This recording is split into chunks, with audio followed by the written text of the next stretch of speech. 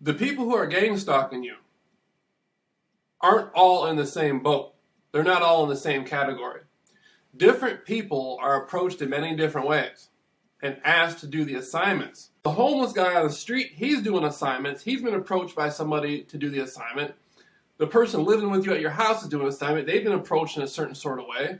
When you go outside, your neighbors may be doing an assignment. It could be coming in a certain way. When you go to your work, your boss could be doing an assignment. It could be coming in a different way. One guy, he was telling me, he said, man, every time you show up, weird people start coming around and they're asking us to follow you and like make sure you're okay. There might be something psychologically wrong with you, and we got to wear red and have bright lights on our cars and all this stuff to make sure you're okay and stuff. So I'm like, okay, that's how they're doing it.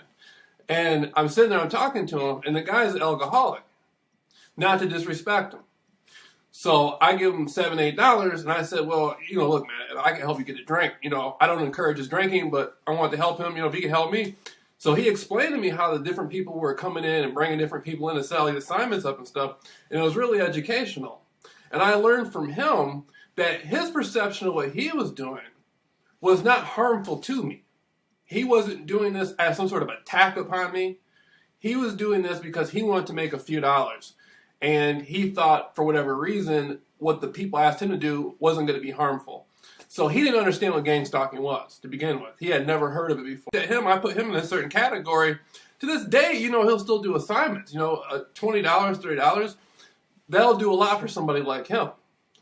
There's other people out there, who may have a completely different intention for you.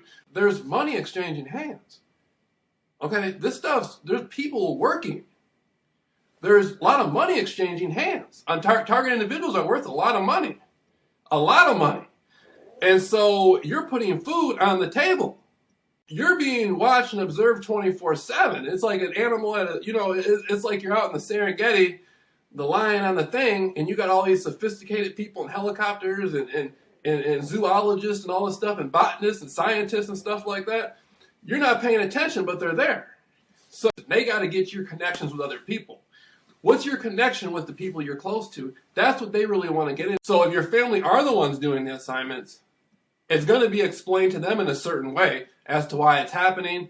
And they may be told to tell you that there's something wrong with you, yada, yada, yada.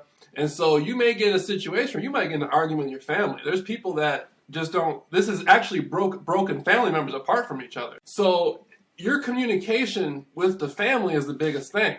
They're not going to know the pressure you're going through. I've gone through some remarkable stuff. I had my own mother bring me home a pizza one time, and the pizza was drugged. Where she got the pizza from, it was networked, so when she brought the pizza to me, there was drugs in the pizza. I ate the pizza and felt the drug kick in. And I got angry, and me and her got in an argument, and she was telling me I was paranoid, and that was about the 5th time that I had been drugged. So she's trying to explain to me that I'm tripping and I'm delusional, but she doesn't know what I'm going through. She wasn't there from day one. Go through my experiences, so she has no clue what's happening. So I had to be patient. I had to be really patient and try to be calm. When you're around family members and things like this happening to you, you're gonna be agitated. You're gonna be pissed because you're feeling attacked, right? And you want these people to know you're being attacked. And they're not able to look at that, so they're looking at you like you're something wrong, and it's a big ball of confusion. In your own home, the technology you use is used to surveillance you. This webcam can be used as a form of surveillance. The telephones can be used as a form of surveillance. Just talking around the phone, not even on the phone, is a form of surveillance, because there's an audio input where you can speak around the phone, they can hear you. That smoke detector may be a form of surveillance. A lot of these smoke detectors got cameras in them. The corporations are the same corporations that create all this stuff are the same corporations behind the private security industry.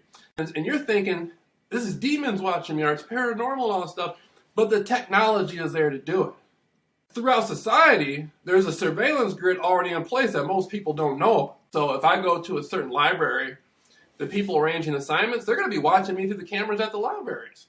and trying to arrange different sorts of assignments and do different sorts of stuff and bring people in and bring people out and see how I react to it. The rate of people that are getting gang stalked are going up. And I go on YouTube, and it's like amazing to me. Like, I remember, like, when I first started getting gang stalked, when I figured out what it was, I was looking on YouTube and I was looking at all the different names of the people, and now it's like triple that. I mean, more. It's like 5 times what it was. And the tripped out part is that's a small percentage of the people getting gang stalked. The people on YouTube saying they're being gang stalked, that's a very small percentage of the actual people being gang stalked. Everybody's targeted to some degree or another. They just don't know it. They just don't know it.